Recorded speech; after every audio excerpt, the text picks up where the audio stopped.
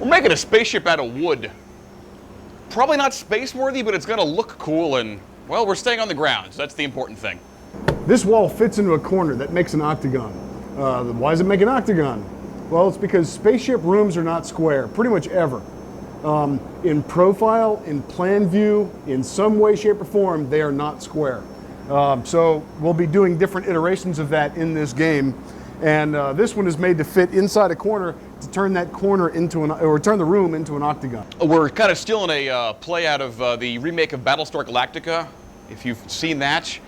For no reason. I didn't think of it that way, but they just cut the corners off of things like paper and walls, and it looks really, really cool. And your brain kind of ignores how silly it is to do an extra step to make things octagonal. And it looks cool, so we're stealing it, just ripping it right off. It goes back to, again, what we're talking about in this video are these principles that they're sci-fi tropes. And it's, if you're gonna make a spaceship and have it look like a movie spaceship, these are some of the general concepts that you must employ. It's about when to use a straight line, when not to use a straight line, and a whole bunch of other stuff. So it's gonna be a big list.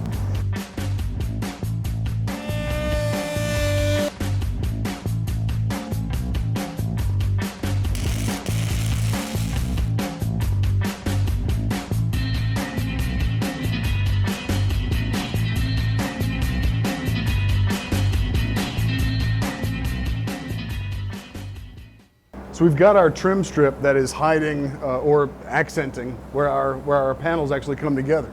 And Matt has started a texture panel install with this guy and a couple of these. Again, it's about breaking up flat surfaces with tech-looking bits. So we've cut a huge series of these things that'll go everywhere through what is a very large escape room. And so far, these are all actually, this panel right here is actually out of the gap from inside of this bezel, so we're not wasting material. These guys aren't, they're from some previous run. We then cut this template, which is a drilling template for our rare earth magnets that'll hold our access panels in place. It's got 4 holes in it, so you can start your pilot and then go in from there with a Forster bit to embed the magnet. We'll clean these up, put the handles on them, embed the magnets in, and then there's our access panel, much like on the command consoles. Let me show you this. Something that you may not have noticed in the last video, there's actually, is this a radius or a taper? Taper. Okay, so there's looks a taper. like a radius. These vents in the center are smaller than the ones on the top and bottom. It's little detail things like that. You can go overboard, but it's hard. I do. I usually do. I'm on the way. But adding little things like that where you have a waist, or if this was cut out into a V shape, that would be more like an Art Deco type of spaceship. There are different styles to do this thing, but little detail things like that, you may not specifically notice it, but your brain is going to tell you this is oh so right, and that's kind of what we're looking for. Really quick note. This set wall is built using the principles that we used in how to build a set wall, with a couple of differences. One, there's a cabinet built into the back of it. So there's a big notch out area with structure running through this that you can't see, or it's supplemented. Also, this skin is a ½ inch thick. So it's a lot thicker than we would normally use, but it's made to be tough and stiff and all that kind of stuff. Where this meets the sheetrock wall that is already in the building, at the edge of that, you'll have a big ½ inch bump out. That's no good, but then we'll just put a pipe over it. So it looks great. Again, it's using tech to hide those little crimes, or augment them. Actually using the crime area to make for tech things. Complete the 5th and run. Who doesn't love a good tape measure? Where are you going with this? Tape measures are not your friend. And I love you, tape measure. No, you don't. Not really. They, as soon as they take any kind of a kink or bend or something like that, they're no longer accurate. There's a little flippy thing on the end, which is made so you can butt it up against something and get a measurement, or hook it over something and get a measurement. So this thing moves, and it's supposed to, it moves the thickness of itself. In theory, which when you, a nice one, when you first buy it, yeah, it'll do that. Until you do that, never do that. Yep. The thing I just did, never do that. You have just ruined your tape measure. So, Our tools are set up to be a lot more accurate than this tape measure is. If we use a tape measure, we actually start on the 2 and just use the hash marks. We don't hook it on. And we've never forgotten to do the math and cut things 2 inches short. It's never 2 inches too long. Yeah, it makes it too long. So what we do, and we use this principle all the time. This is a 3-inch spacer. It is cut with our hyper accurate table saw to be 3 inches. Guess how big this one is? 7. It's like a 7? What do we do with this stuff? Here, show them, Matt. These numbers are repeated all over the place. So what we do is we jig off something that is that we know is already straight, and then everything else is gapped off that. It gives us, it's not just a precision, it lets us mock something up. We're not sitting there measuring everything out and drawing lines everywhere. It's a really quick way to get this into place.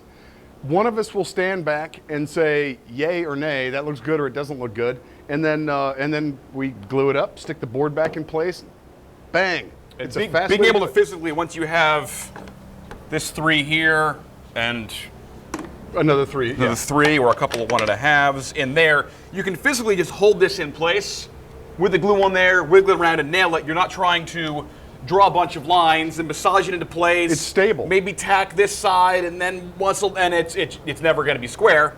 This is. As long as your hand is this wide, you can do all this stuff by yourself. A couple other things about style, purpose, and why things look the way they do.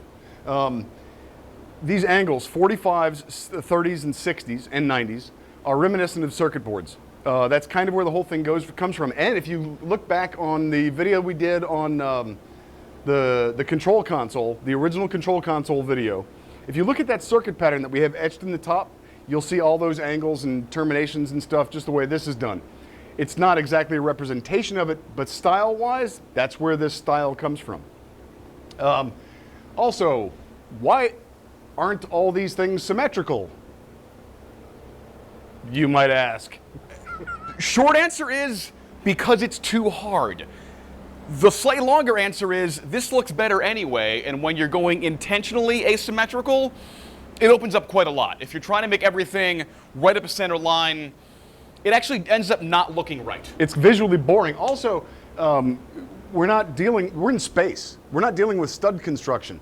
If you look at the outside of the Starship, really hot in space. The Starship Enterprise, the outside of it, in the modern versions, they have what's called Aztecing on the outside. It's all these sort of random squares that are supposed to represent all the panels that make up the exterior skin of the spaceship. And all those panels they're not the same size. You don't have a repeated panel that just keeps going everywhere. So in the same vein, these panels are going to be where they are because you're trying to cram everything as tight as you can because you're building a spaceship. I mean, thinking about it as it were a real spacecraft, that's how you got to do it. I'm going to refer you back right now to our scrap mold video where we talk about making greeblies and using bunches of them. And hey, look, greeblies. So this is, instead of trying to these are all done in plastics. So instead of trying to glue this to the wall, what we do is we glue it to a tech panel, and then the tech panel goes on the wall. More of a similar geometry. This one's on a 60-degree angle, and you can see that he came out of up there. Can you see that high? So it's really just a matter of matching angles. We wouldn't use this on this one, but on one of the others where we don't have this present, we can put these on like there, and you kind of have those lines that continue from one panel to the next. You can do stuff like that. And going back to Star Trek, Star Wars, even the original stuff back in the 60s, what's the one with Robbie the Robot? Forbidden Planet. Forbidden Planet. That was such a cool prop. You will see stuff like this. This for years has been how you make sci-fi. How well it is done, well, that's changed over the years. But this is one of the basics. For well done, watch Star Wars. For badly done, watch Star Crash. Yes. You don't. MST3K just did it. It's on Netflix. It's brilliantly terrible.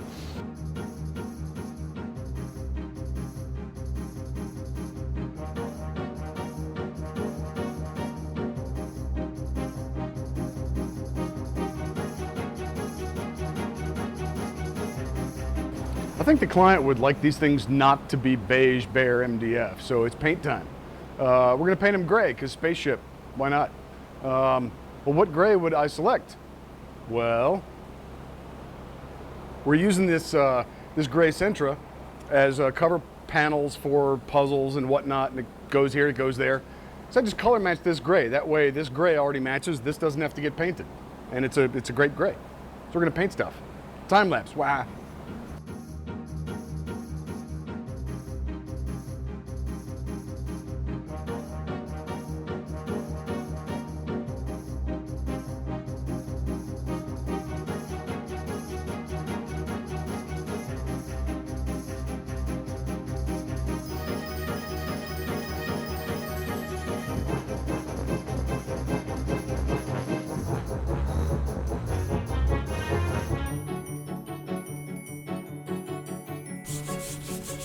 Why is he still in time lapse? How much coffee did we give him? I've talked to him about this before. If one of us, we were all supposed to stop doing time lapse at the same time. If he keeps doing this, I mean, Preston! Preston! Throw it. We're What? supposed to all stop doing time lapse at the same time. When did y'all stop? Well, like 5 minutes ago. I never started. You did what? You were going to tell me. Well, we're supposed to be coordinated on all this stuff. Yeah, coordination involves a little bit of back and forth communication here. We gave the signal. If you're not The listening, signal of I'm right here, and y'all say, Oh, shut yeah, up, let keep him standing." keep working. if you don't stop and we stop, then people are going to figure out that we're faking all this stuff and that. Wait, have y'all been faking this? I've been. No, I know, That's but I'm saying it's like exhausting. we could like spend the money and get a camera that does time lapse instead of having to do all this manual time lapse stuff that we've been doing. But you know, Welcome to the mostly finished first room of the spaceship. there is greeblification that'll have to happen once we do the installation. And guess what? Installation starts Tomorrow morning. tomorrow. So we're going to be dividing forces and we're going to show you the installation stuff and all that. There's a whole bunch of stuff that's going to be happening there. So that's where we're going forward, is we'll be doing builds in the studio and builds on location. And we'll show you all of it somehow. We have to figure out something to do with sound recording. We're going to split cameras in half. I think figure it that'll out. work. So look, Sci-Fi. Oh, And this God. looks exactly how it's supposed to. I thought I sprayed for And, these. You get an infestation. We have minions. God. Get some paint on your. Hey, Preston. Just cover it up. I'm just going to put that away.